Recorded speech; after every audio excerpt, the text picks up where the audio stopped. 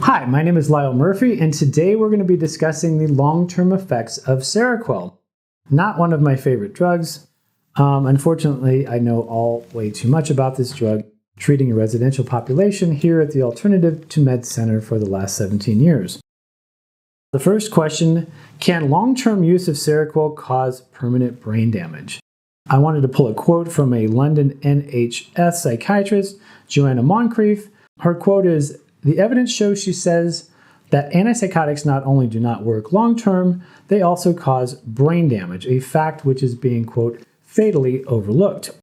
Now, there's been some other researchers like Haro and his colleagues who did long-term studies on the effectiveness of antipsychotics. Antipsychotics have been around since the 50s, so there's been plenty of time on the mat to study whether these medications work long-term. And what these researchers found is that the medications had an effect to help people with not injuring themselves, or hurting others within the first 2 years. But after that 2 years, the positive attributes to the medication actually inverted. And people had a 6 times increased chance of going back to the hospital and having psychotic events, staying on those medications, as opposed to people with equal diagnoses, their cohorts, that were unmedicated after 2 years. There's a phenomenon that has been described that encapsulates why that could possibly be true. It's called a dopamine receptor supersensitivity. In other words, the drug itself is actually causing the dopamine receptors to become supersensitive. And how I envision this is that if you've got a synapse, this side is the receptors. This side is the side that releases the neurochemical, okay? So you've got dopamine here and you've got the dopamine receptors here. So let's say the dopamine receptors, you've got like maybe 3 little receptors here, and you've got a normal amount of dopamine hitting these receptors.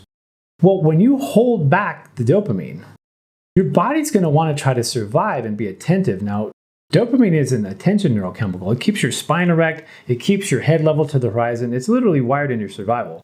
So your body's going to do what it needs to do to adapt to not having enough dopamine. So if this side can't get enough dopamine out, the little bit of dopamine that's going out, well, this side just builds more receptors.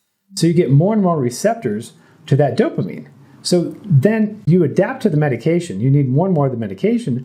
And if you come off the medication or miss a dose, suddenly you get this flood of dopamine that's hitting these excessively volatile receptors.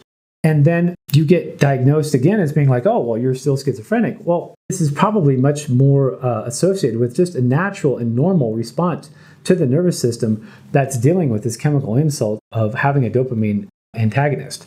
So basically, the withdrawal or the neuroadaptation is really mimicking a schizophrenic diagnosis when it may be something that would happen to even a normal person if they were subjected to these medications long term. Next question is, Seroquel good for long-term use? Another study by the Journal of Nervous and Mental Diseases reported that people diagnosed with schizophrenia and not taking antipsychotics are more likely to recover than those who were on the drugs.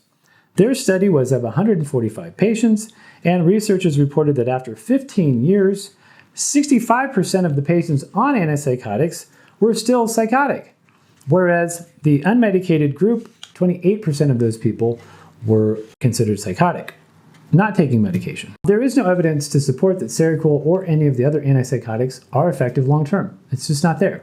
It's like after 60 years of happy birthday antipsychotics, literally there's nothing in the literature that supports long-term efficacy. Next question, does Quetiapine, also known as Seroquel, shorten your life? Antipsychotics actually triple your risk of dying prematurely. Usually blood sugar, weight gain, and cardiovascular impacts are the main culprits there. Next question, does Seroquel cause memory loss? Well, anytime you have a drug that is holding back a neurochemical like dopamine or norepinephrine that's associated with learning, when you restrict that, it is going to affect your learning, which is going to affect your memory. It's going to affect your ability to focus and other things that are associated with memory. So the answer would be yes. What is a good replacement for Seroquel? Well, there's nothing really that is in the holistic box of tools that is nearly as effective as an antipsychotic. I mean, are you going to bring somebody out of a psychotic state with a supplement? Probably not. In order to get somebody off of Seroquel and do it slowly and strategically and have the body sort of adapt in the best possible way to be able to endure each medication cut and potentially be medication free, there are a lot of different tools that we combine together at Alternative to Meds to make that happen. It is a bit of an art form, but the three main pillars of that are going to be vitamin C, niacin, and lithium orotate, and also oxygen. So there's three known cofactors in the breakdown of dopamine: vitamin C, oxygen, and lithium. They've known this for years. Prescribing lithium as a drug can have an impact, especially on the manic side of bipolar, but they never really knew why that was. Well, that's because more free available lithium is helping convert that dopamine.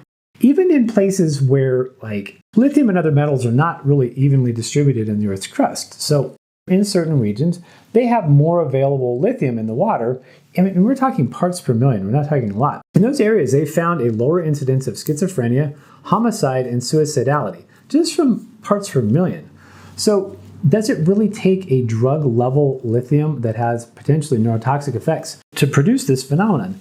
And we think not, because we've been using lithium orotate at anywhere from 5 to 30. 30 is probably a little bit more preferable to help people bridge off these antipsychotics. So lithium orotate is lithium attached to an orotate molecule that makes more bioavailable lithium for your body and nervous system to use, and it's not at a toxic level. The other thing, of course, would be vitamin C.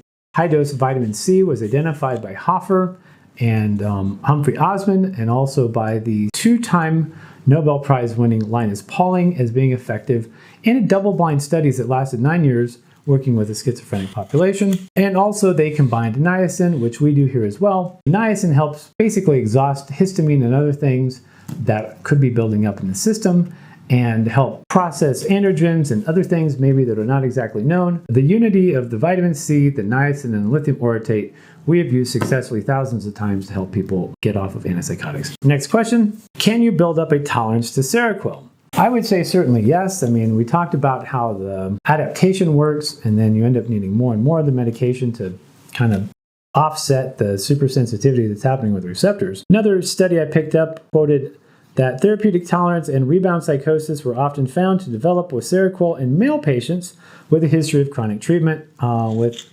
using Seroquel. In 6 of 7 of the patients who relapsed during this study after being stabilized in Seroquel for at least 3 months met the criteria for this supersensitivity psychosis. Apparently, the study did not include females, but you can probably well assume that the same thing happens there and that there is a tolerance to Seroquel happening. Does Seroquel affect the liver? Seroquel affects the liver much more than many other drugs. It's not severe, but what you see is that in your liver's attempt to try to break down the poisons, that really is what these medications are, there's damage that happens to the liver cells, and that damage looks like leaking out of liver enzymes into the urine and into the blood. So those show as elevated liver enzymes, and it's not a bad idea to get routine liver function tests, which is a simple lab test to see if Seroquel is impacting you in that way. Next question is Seroquel habit-forming. I think there's people who are looking for an answer of like, is this addictive? And not classically addictive. Am I going to go out on the streets and like start pounding on windows to try to get more Seroquel? No, it's not like that. However, because of this dopamine supersensitivity effect, like for that to downregulate to a point where a person can safely withdraw off the medication sometimes takes a really, really, really long time. I mean, we're talking months, and if you've been taking this medication for a decade, it could extend into years that it would take for a person to safely withdraw off of this. And during the withdrawal, it looks like on all obvious levels that a person is going back into their diagnosis. Like, whoa, there's their mental health symptoms again, when really it could be just a withdrawal. This is much more nuanced ground to travel than withdrawing off any other medication. Crack, heroin, benzos, antidepressants, any of them. So I would say that the habit-forming nature of an antipsychotic like Seroquel is the top shelf of the most habit-forming drugs in the way that your body neuroadapts to it. Next question, is Seroquel hard on the kidneys? There was a study published in the Annals of Internal Medicine that found acute kidney injury was 1.5 times more likely in older adults that were taking Seroquel. Next question, what happens when you stop taking Seroquel?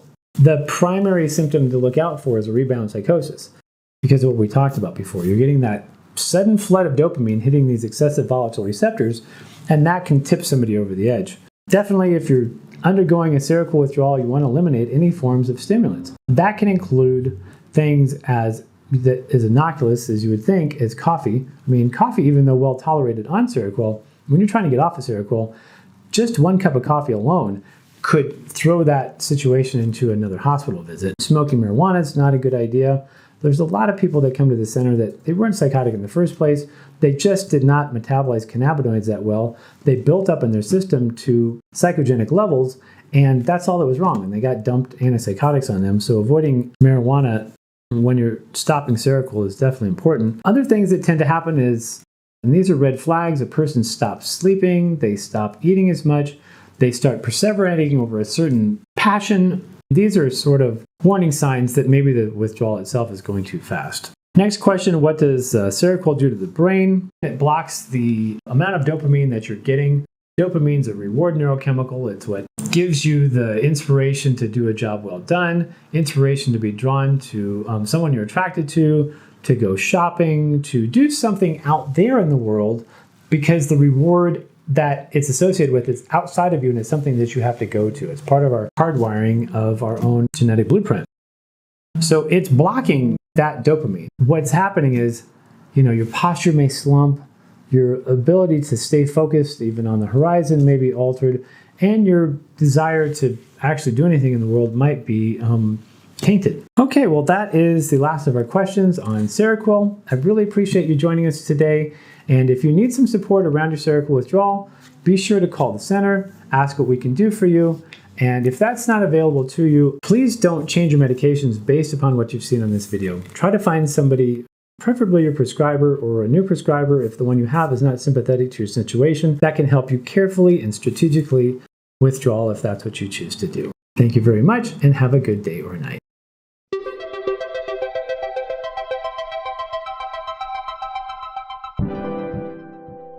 Thank you for watching. Don't forget to subscribe to our channel. For information about Alternative to Med Center, give us a call at 888-984-9667.